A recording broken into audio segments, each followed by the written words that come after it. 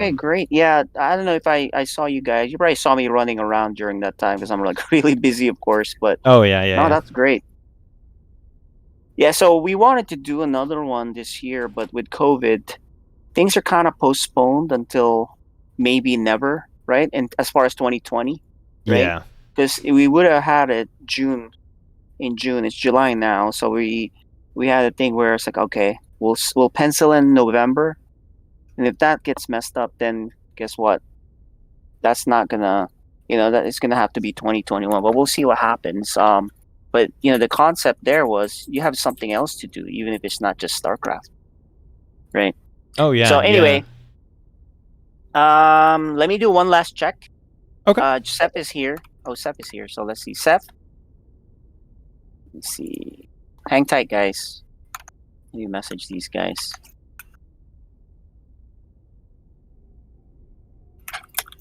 How do you feel about co-casting, or you like doing it by your own? I think it's much more fun when you have the co-caster. Yeah, I'm completely down to co-cast. Cool. So he's hopping on Discord now. Okay. Would that be co-caster Seth, right? Yeah, co-caster Okay. Seth. So are we gonna wind up going Oh, ahead there's and forfeiting Malagant over? here now. Oh hey, there we go. No, he's here now. He's here now. Okay, let's get him on. I guess I have to put on my camera now because we typically for the matches want to show expressions of defeat. Right.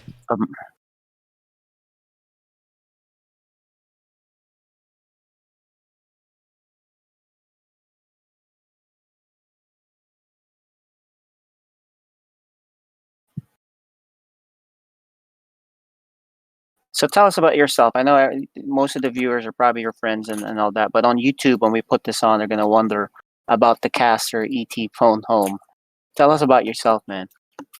All right. Well, I'm from a family of 8 kids, so we actually grew up playing video games as a family. We started with, well, actually, some of my earliest memories are watching my eldest brother and my dad play Command & Conquer Red Alert and Dune 2000 together.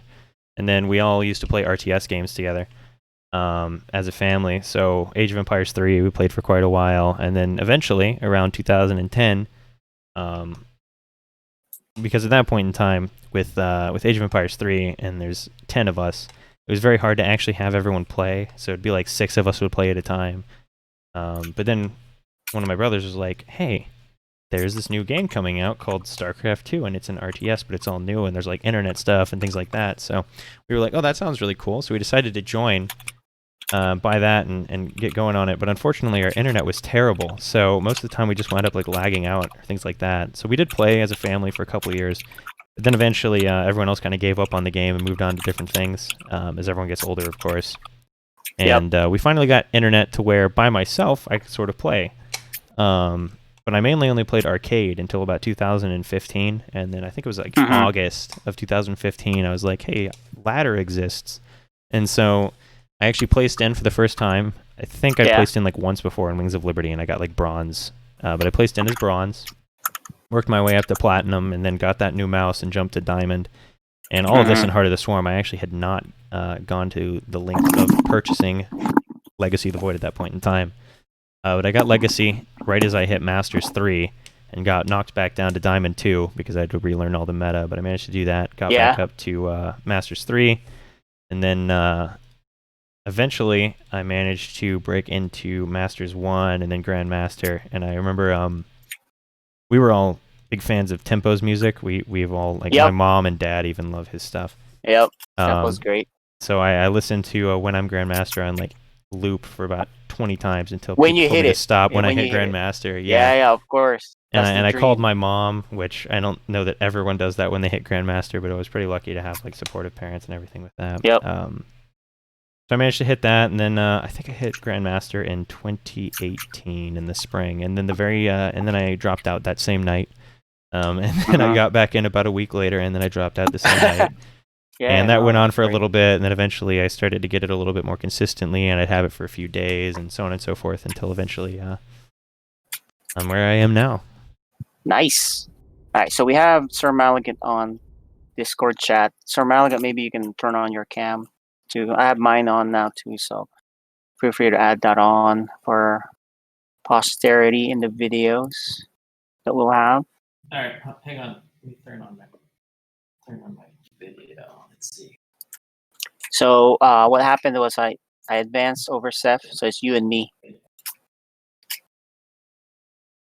So ET phone home, tell us about, yeah, I can hear you. Tell us about the biggest win you've ever had online. Did you beat like, I don't know, Flash or somebody? Well, I never actually got the opportunity to run into Flash, but I know. oh Flash man, probably was gone by the time you yeah, got to that level. yeah, pretty far gone. As far as like online wins, man, probably Puck.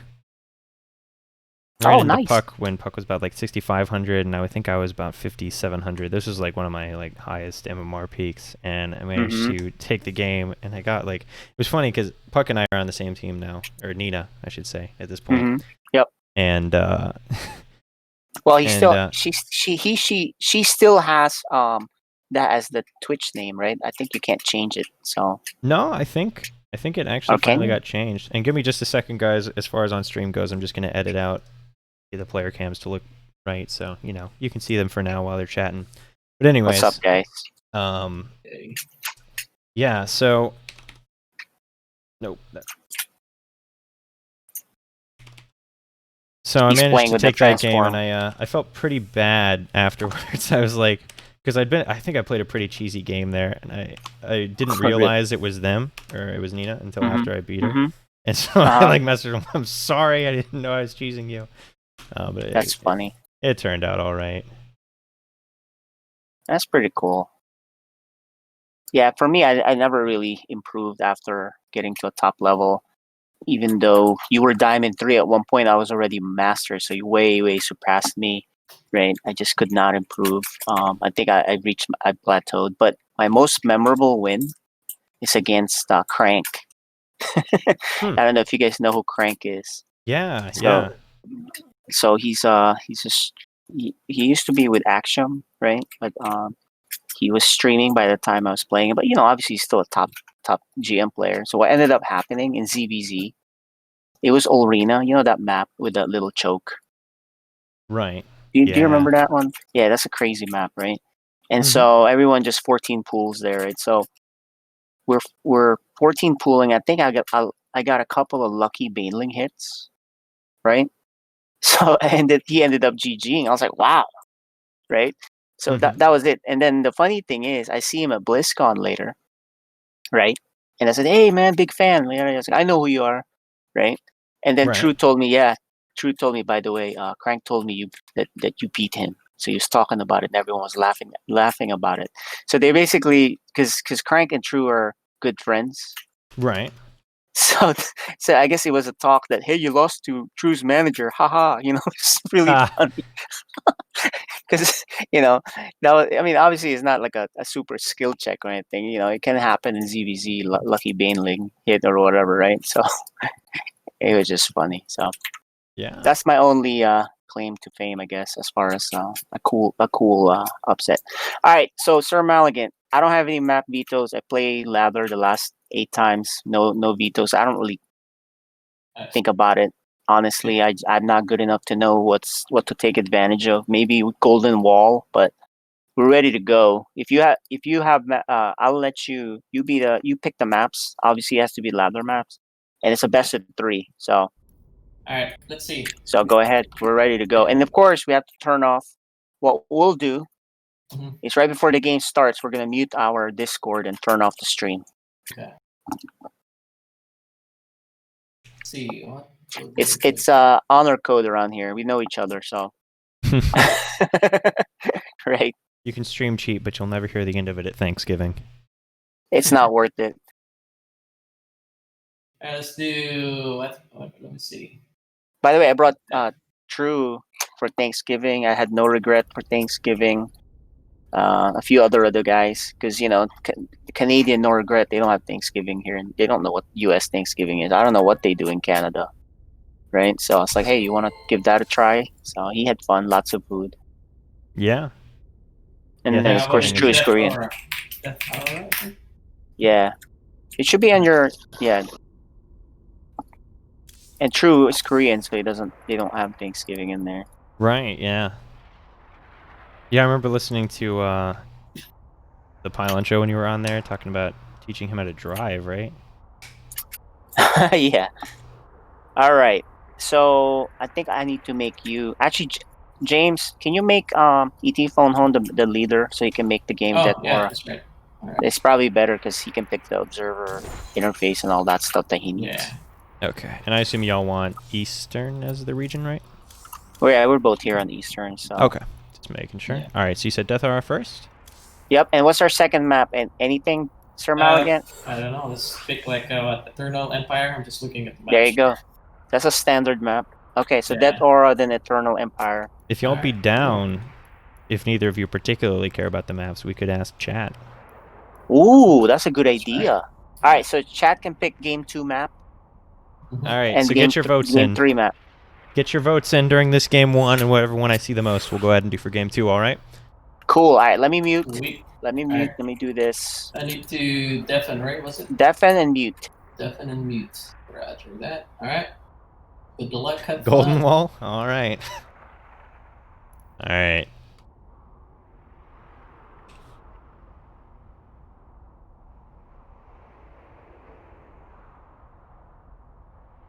It looks like we're going to have another TVT, guys. We're just making sure everyone's ready in the lobby. All right. You got it ready from Freedom. Just waiting on SirMalagant.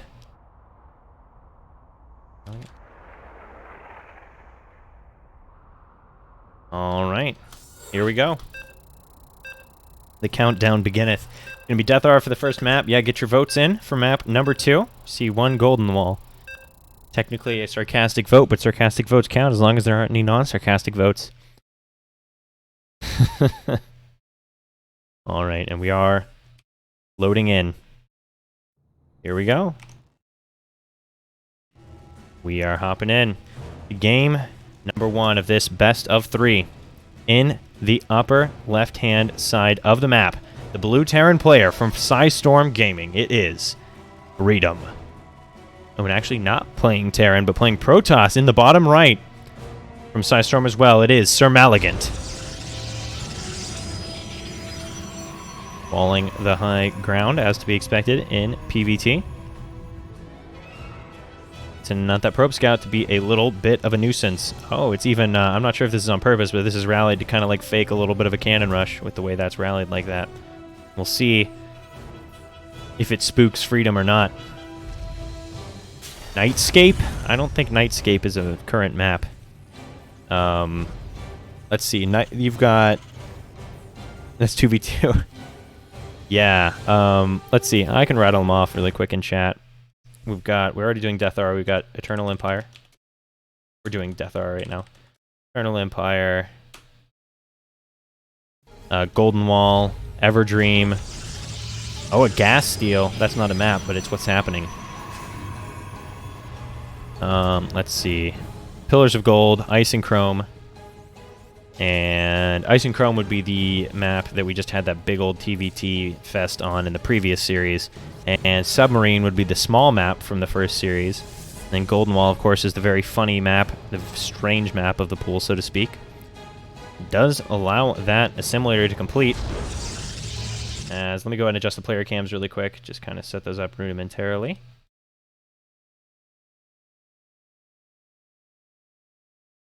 Boom. I think those look good. All right.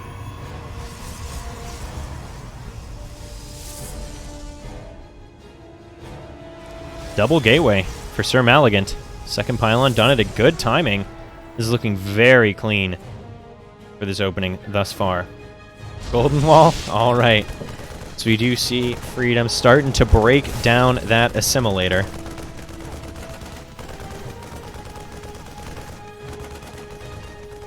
As we do see the command center coming down as well, of course.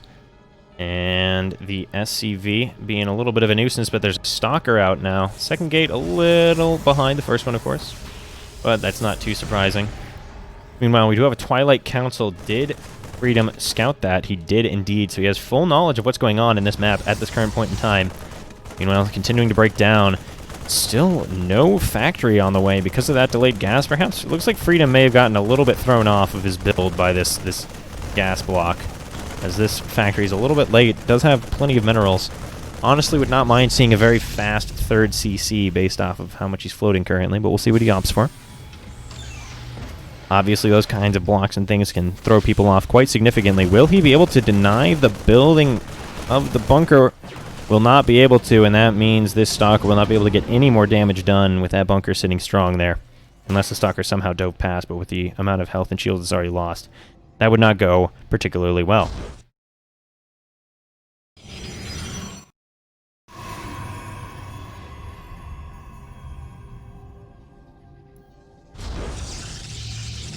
SirMalagant continuing to make those stalkers charge on the way. Interestingly enough, not blink. A little non-standard, but not too bad of a choice at all, obviously. We do see 4 barracks and a factory going down, starting to really spam out some buildings, I think, in reaction to the amount of money he's floating, which makes sense to me. Engineering bay on the way as well for those upgrades. We do see more and more probes getting pumped out. Cybercore has finished researching Warp Gate, which means we've got an additional gateway and a Templar Archives on the way already out of SirMalagant.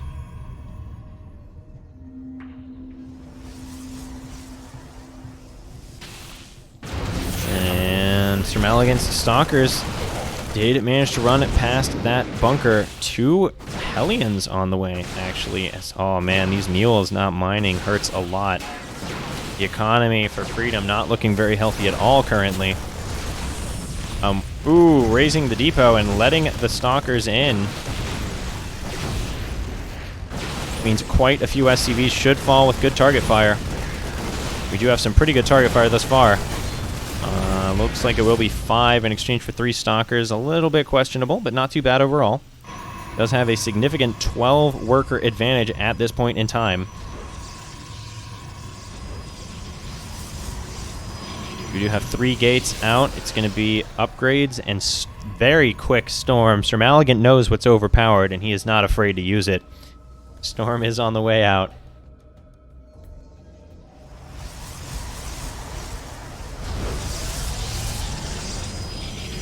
Golden Wall isn't bad. It's just a bit of a meme map. But it's in the map pool, so, you know, it can't be too bad, right? If it's in the official map pool. It's a fun map. Some people don't like it. There's balance questions, obviously, but at this level, balance shouldn't come into play all too much. Just a little bit at most. Oh, and also, I don't think I managed to shout out all of the followers and stuff. I will try and get to that. But I do appreciate all the follows, guys. It's good to have you here. You see 5 gateways, Robo Facility now going down. There is Storm already on the map, which means these 2 High Templar could do quite a bit. This probe is actually going to be able to scout the Hellions, which is quite nice for SirMalagant. However, the 8 Marine drop. Good multi-prong out of Freedom. Will we have a warp in to defend? He does have the money for it. There's a cannon on the way, actually. Very safe. Oh, I think he killed one of the High Templar, but overall, doesn't look like all too much damage is going to go down here. As a pretty good defense out of SirMalagant thus far. Oh my gosh, if he doesn't target down the... Yeah, targets down the medevac as well. Pretty good overall, obviously. Freedom is not dead by any means, but does lose quite a bit of army. Still does have more, though. But a lot of zealots coming out. Oh, and these... Some big splash coming out onto the Terran army from those mines. Overall, still good for the Terran player. No armory out yet, which means these are not permanently cloaked, so they will get taken out. A little bit unfortunate there. Continued stream of units across the map will finally be turned around. You have observers on the way, that +1, finishing up for the Protoss player, which means it's now 1-1, or 1 upgrade. Wait. Freedom actually has not made an upgrade out of his engineering bay. Might have been canceled, or might have just forgotten to make it. is getting an armory now to cloak those Widow Mines like we talked about earlier, so that's good. It's going to be Charge Lot, Stalker, Storm, it looks like. Man, a ballsy medevac right here. 17 HP. And still dropping. 41 workers to 27. Freedom needs to continue making those SCVs. It does have a third base on the way, so going to start getting that economy up a little bit more. Dropping a mule to repair the medevac so it doesn't have to go home. Very nice. And third base for SirMalagant still isn't down. Should be fairly soon, as we've got 150 APM roughly for each player. Misplaces the Nexus and has to replace it, so that's 100 minerals down the drain. The 4 mines just waiting for the flock of Mutalisks to come out. Wait. Still, could catch out the Protoss army, which is a very small little clusters here and there of units for the Protoss right now. It does have 2 storms available on that High Templar. Hopefully they actually will get used and the High Templar won't just get like Widow Mined to death. We'll see. Looks like it's going to be a 4 Marine drop into the main while there's a 8 Marine drop at the natural, but there are 3 Stalkers here and a Storm available from the High Templar. Of course, it doesn't look like he's actually seen it. 2 of the Stalkers running out and 1 staying at home, saying, I will protect the family. Fairly late reaction out of SirMalagant. But aggroed in is Freedom. Storms all over the bio. Does get out with 3 of the Marines. The drop in the main base getting taken out pretty hardcore, however. And, oh, very nice. Taking out the mines with very little damage in return. Big storm on the Marauders. Oh, but now the Zealots do charge in, and the mines explode all over their faces. However, there's 1 more storm available here, and not a whole lot of bio. The Protoss will be able to continue pushing in. Would like to, yeah, take out those mines. As the Marauder gets heavily damaged, will escape. Oh, but there could be a big storm, and big storm there is all over the SCVs. 7 SCVs going down right now. As the bio does push down, but there's no Marauders left. Marines against Stalkers, it's a fairly even trade. Does have a medevac now, and with the SCV pull, may be able to clear these out. Should be able to clear these back, but the supply is double that of the Terran for the Protoss right now. As more Stalkers do stream in. No blink on them, of course, so there's no micro capability in that sense, but should be able to just run away fairly safely. Third base is up. Continually producing probes is SirMalagant, as Freedom definitely down, but not out quite yet. The very quick storm, though, has proven to be quite a frustration for Freedom. As, I mean, it is hard to micro against Storm with Marines, let me tell you. I don't have to do it much, but I know it's difficult. A lot of Marines out. A Raven on the way. Interesting choice there. Perhaps anticipating the Colossus shift it looks like we're going to be getting. You do see this little force of Stalkers and Zealots with a couple High Templar. Storm is available on both of these right now. We got a couple storms. If that blankets this army, they could be in a very bad way. Still floating at about 150 APM on average for the players. And Malagant getting ready to make a push, it would seem.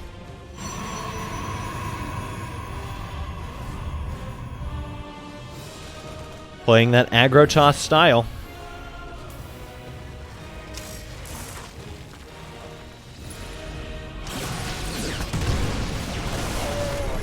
Was that a probe that just drew the... Oh, big, juicy storm, and there's no medevacs to heal right now. Third base trying to float out to a location, but won't be able to do it. And you have... I love how good he is about having a Stormy Boy in almost every single mineral line. Very, very, very good for drop defense right there. Slow warp in, but we take it. Could use a Warp Prism. Going to be opting for Colossi instead, which is still a good choice. Has a lot of income to work with. A lot of extra gas. Would like to see additional Stormy Boys coming down. As I've never really seen a Protoss say, man, I had too much Storm in that fight there. Probably should have made fewer Storms. Trying to go for the feedback, maybe? Or nope. Oh, massive Storm. And with that, the Protoss army should be able to push in and clean up the rest of this Terran force here. Oh! Mine does deny the Archon morph there while it kills one High Templar. Will back away from the mines and get to clean up the natural base. And with this, SirMalagant should take the 1-0 advantage. Some mine hits are decent, but will it be enough? The Observer does manage to scout those out, so they will both go down. However, they did their job thus far.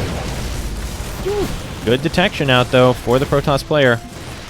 Does get his army cleaned up, but with the reinforce of these Zealots, should be able to push in and clean this out fairly quickly. Freedom making quite the fight of it, but not being able to clean it up all the way.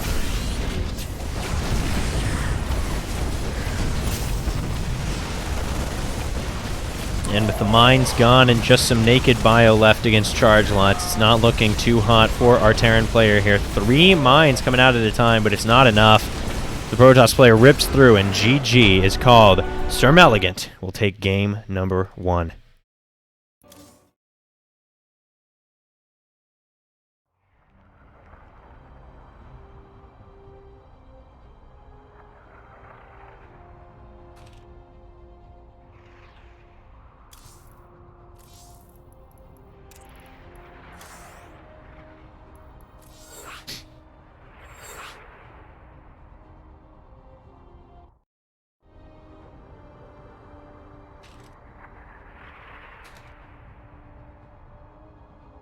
And guys, I hear we are going to be joined by a co-caster momentarily. Seth from the first series will be casting alongside us. Oh, never mind.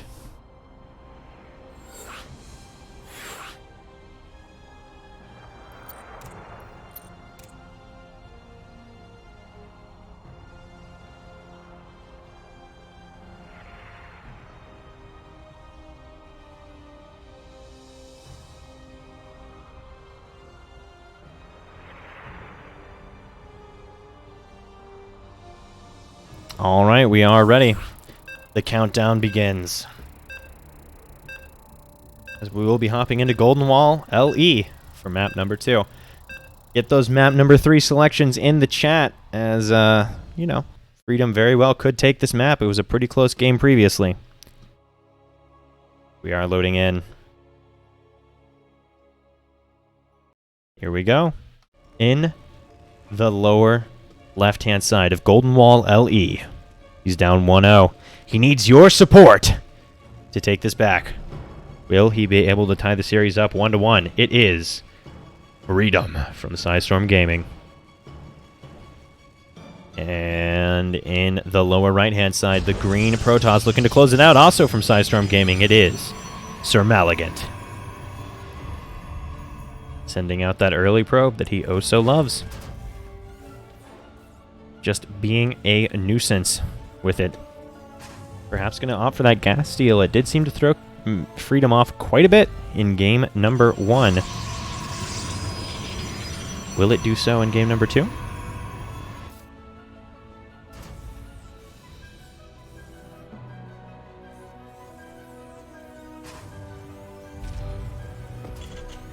And a fast second depot to deny any gas steal. I kind of like it.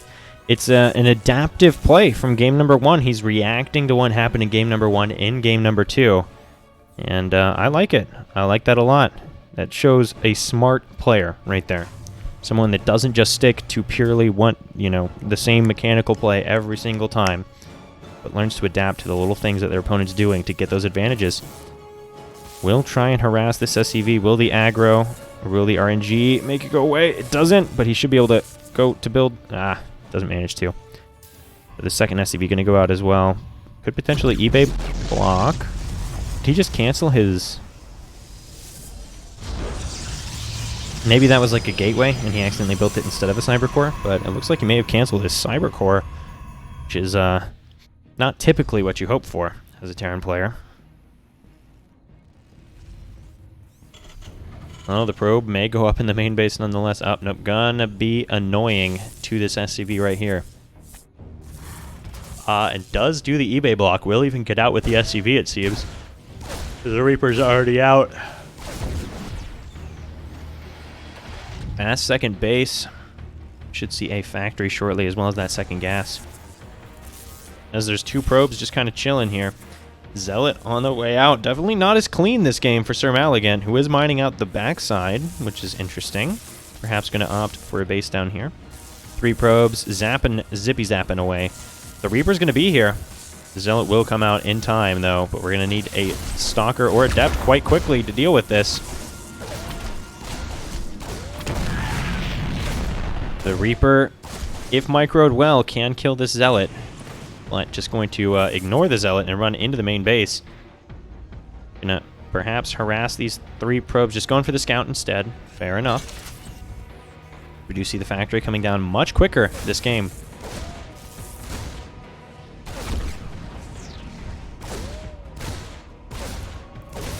The Reaper being annoying.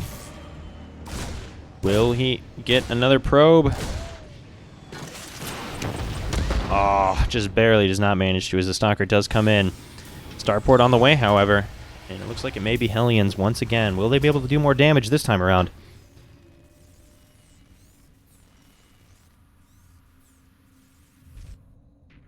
Stalker and Zealot coming across the map, but the bunker is already done.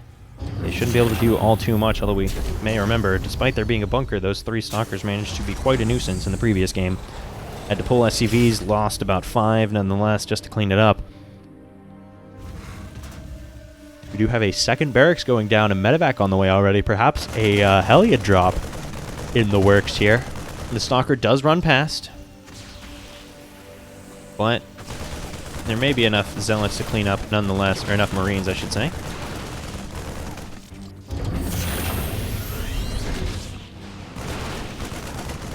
With good micro, these Marines should be able to clean up. Does dodge one back. And yeah, should be able to clean up.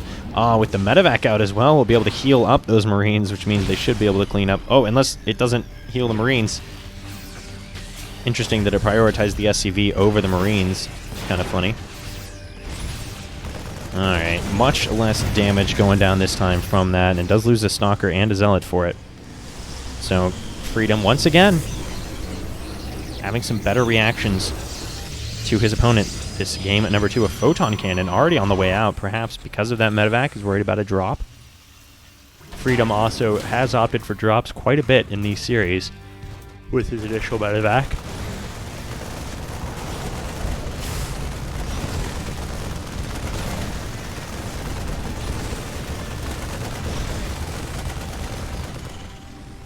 Engineering bay is coming down. Oh, and Oracle actually getting a good amount of damage. 3 SCVs. Will it be 4? Not quite yet. Running low on energy, but maybe able to snag it. Yeah, it's going